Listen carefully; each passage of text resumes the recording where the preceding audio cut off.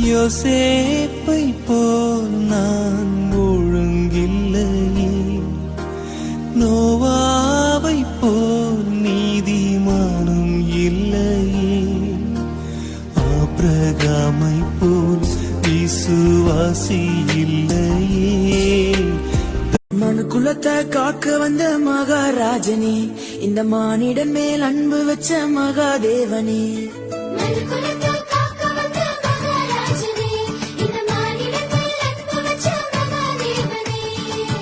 எந்த பாவங்களை போக்க வந்தவரே, எங்களை ரட்சி